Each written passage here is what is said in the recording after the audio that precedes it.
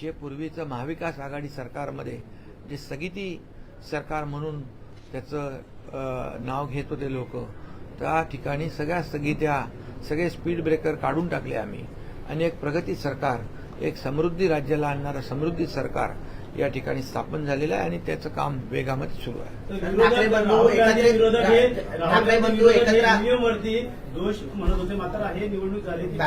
आता इथं बॅलेटवर झाली, आता इथं काय म्हणणार?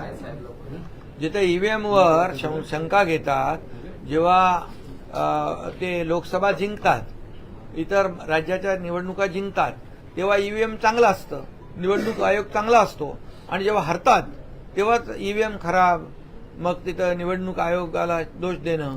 आता तर ह्या निवडणुका बीएसटीच्या कुठल्या होत्या? त्या तर बॅलेट पेपरवर होत्या. मग आता काय म्हणणार?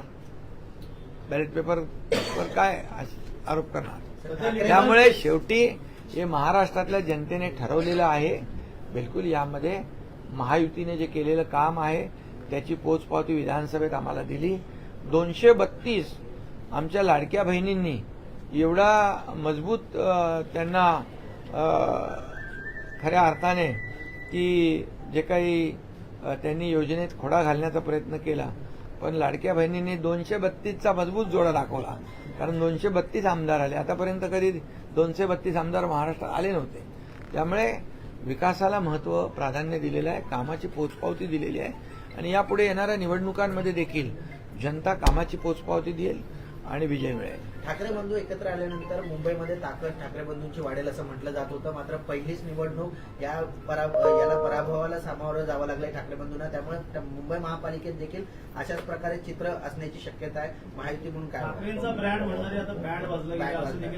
चर्चा सुरू झालेली आहे.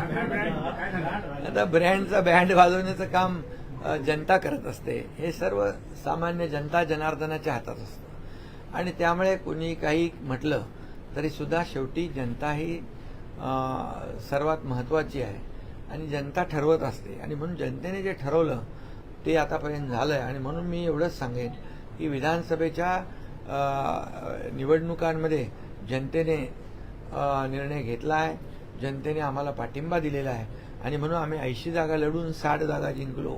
हा इतिहास आहे आणि म्हणूनच काही लोक म्हणत होते एकही आमदार निवडून येऊ देणार नाही, तर आमचे 60 आमदार निवडून आले.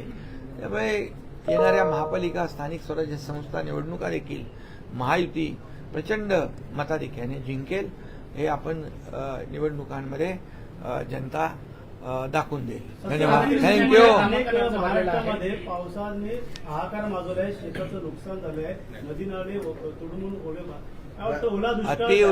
अतिवृष्टीमुळे बऱ्याच ठिकाणी नुकसान झालेलं आहे. वस्तुस्थिती आहे. मुख्यमंत्री स्वतः मी देखील स्वतः अनेक ठिकाणचा आढावा घेतलेला आहे आणि त्याबरोबर जिथं जिथं शेतकऱ्यांचं नुकसान झालेलं आहे त्याचे युद्ध पातळीवर पंचनामे करण्याच्या देखील आदेश दिलेले आहेत आणि शेवटी महायुतीचं सरकार हे शेतकऱ्यांच्या पाठीशी नेहमी उभं राहिलेलं आहे. मला आठवतं की 2.5 वर्षाच्या काळामध्ये शेतकऱ्यांना जवळपास नुकसान भरपाई आणि विविध योजना, शेतकरी सन्मान योजना असेल, पीक विम्याची योजना असेल, 45,000 कोटी रुपये 2.5 वर्षामध्ये देण्याचा ऐतिहासिक निर्णय महायुती सरकारने घेतला. त्यामुळे यापुढे देखील सरकार, महायुती सरकार शेतकऱ्यांच्या पाठीशी उभं राहील. शेतकरी आमचा बळीराजा आहे, अन्नदाता आहे आणि शेतकऱ्यांना आमचं सरकार वाऱ्यावर सोडणार नाही. गरज नसेल ओला दुष्काळ जाहीर करू शकतो सरकार. राज्यामधून अनेक पक्षप्रवेश होत आहेत, अजून काही पक्षप्रवेश राज्यभरातून कल्याण में सर जिस तरीके से आप शिवसेना जिससे लगातार अपनी ताकत को बढ़ा रही है, अनेक लोग जो है आपके पार्टी में शामिल है, उद्धव ठाकरे गुट के पार्टी के लोग आपकी पार्टी, किस तरीके से आने वाले नगर निगम चुनाव में जो इसका फायदा देखने को मिलेगा? पिछले समय से जब से हमारा महायुति सरकार का गठन हुआ और तब से शिवसेना में शामिल होने का काम हमारे. तर उपमुख्यमंत्री एकनाथ शिंदे बोलत होते. पुढच्या बातमीकडे आपण वळूया. नवी मुंबईच्या सिडको भवनवरती शरद पवार पक्षाचा मोर्चा बघायला मिळतोय. रोहित पवार आणि शशिकांत शिंदेच्या नेतृत्वात हा मोर्चा पार पडतोय. संजय शिरसाट यांच्या राजीनाम्याच्या मागणीसाठी या मोर्चाचं आयोजन करण्यात आलेलं आहे. मंत्री संजय शिरसाट यांनी भ्रष्टाचार केल्याचा आरोप केला जातोय. तर मोर्चात महाविकास आघाडीचे कार्यकर्ते सध्या उपस्थित आहेत.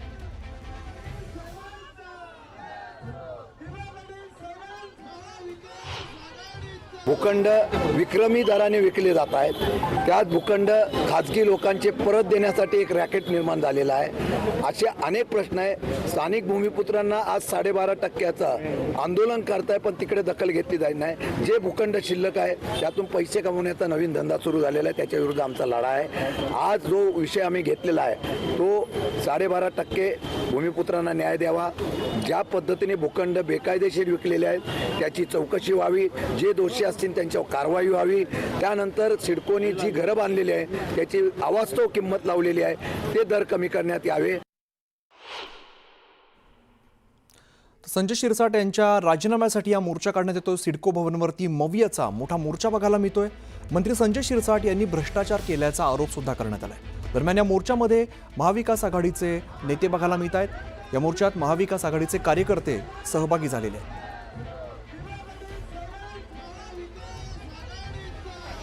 पटकन घेत झाली. साहेब, आज तुम्ही आज मोर्चा काढलेला आहे, नक्की काय तुमची मागणी असणार आहे याबद्दल? सिडको हे प्राधिकरण विकास करण्यासाठी सामान्य जनतेसाठी आहे. काही वर्षापासून या सिडकोमध्ये व्यवसाय सुरू झालेला आहे. पैसे कमवण्याच्या बाबतीमधला सिडको सक्षम करण्याचा प्रयत्न सुरू झालेला आहे. भूखंड विक्रमी दराने विकले जात आहेत.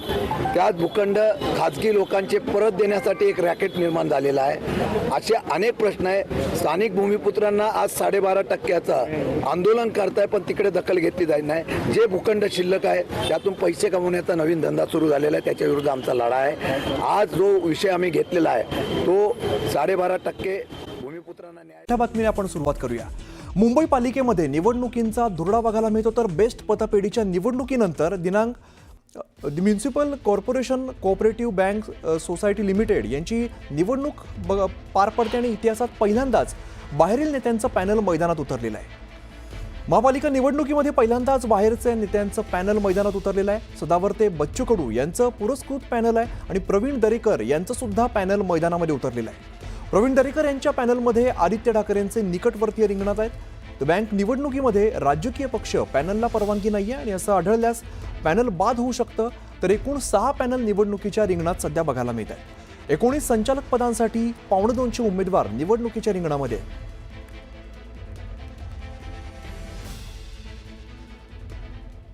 सुमित सोनवणे आमचे प्रतिनिधी या संदर्भातली अधिकची माहिती देत आहेत. सुमित, बेस्ट पतपेढीच्या निवडणुकीनंतर आता म्युनिसिपल कोऑपरेटिव्ह बँकेचं सुद्धा निवडणूक पार पडते.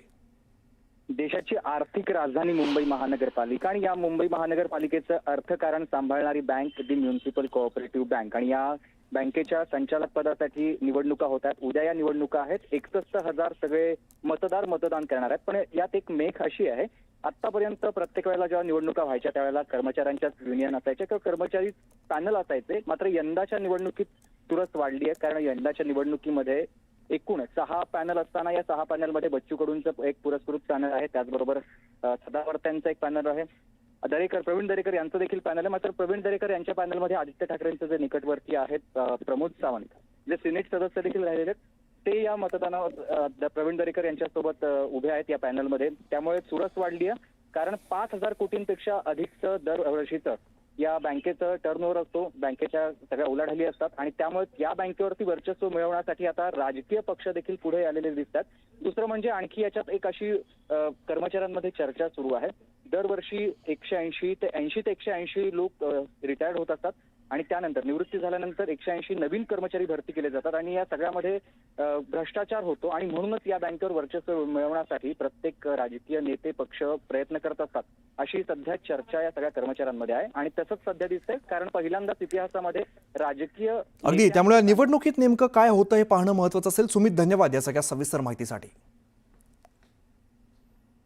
दरम्यान मुंबई महापालिका निवडणुकीपूर्वी ठाकरे बंधूंना मोठा धक्का बसलेला आहे. बेस्ट पतपेढीच्या निवडणुकीत ठाकरेंची शिवसेना आणि मनसेच्या उत्कर्ष पॅनलचा एकही उमेदवार निवडून आलेला नाहीये. तर त्यांच्यासमोर असलेल्या बेस्ट वर्कर्स युनियनचे शशांक राव यांच्या पॅनलने मोठी बाजी मारलेली आहे. शशांक राव यांच्या पॅनलचे 14 उमेदवार विजयी झालेत.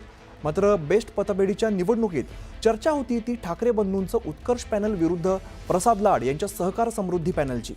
एकीकडे ठाकरे बंधूंच्या पॅनलचा एकही उमेदवार निवडून येऊ शकलेला नाहीये, तर दुसरीकडे सहकार समृद्धी पॅनलचे 7 उमेदवार विजयी झालेले आहेत. मतमोजणीनंतर प्रसाद लाड यांच्या पॅनलकडून पुनर्मतमोजणीची मागणी करण्यात आली आणि यात अंतिम निकाल स्पष्ट झालेला आहे. बेस्ट पतपेढीचं स्टेअरिंग आता शशांक राव यांच्या पॅनलच्या हाती गेल्याचं स्पष्ट झालंय.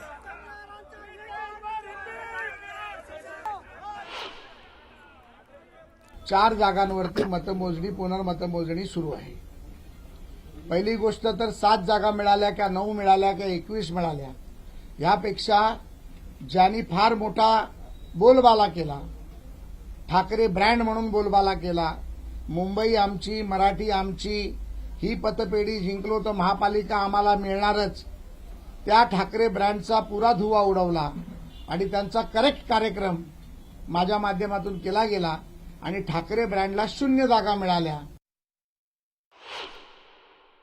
आम्ही फक्त कामगारांच्या हिताचं काम नेहमी करत आलेलो आहोत आणि मला असं वाटतं की कोणीही एकत्र आलं पण जर त्यांनी कामगार क्षेत्रामध्ये कामगारांचं हित बघितलं नाही तर त्यांना असेच भोपळे मिळणार. 9 वर्ष सोसायटीत जो भ्रष्टाचार केलेला आहे त्याच्या आधी 25 वर्ष त्यांच्याकडे कमिटी, BSTची कमिटी राहिलेली आहे, तिथे जो त्यांनी स्वतःहून भ्रष्टाचार केलेला आहे.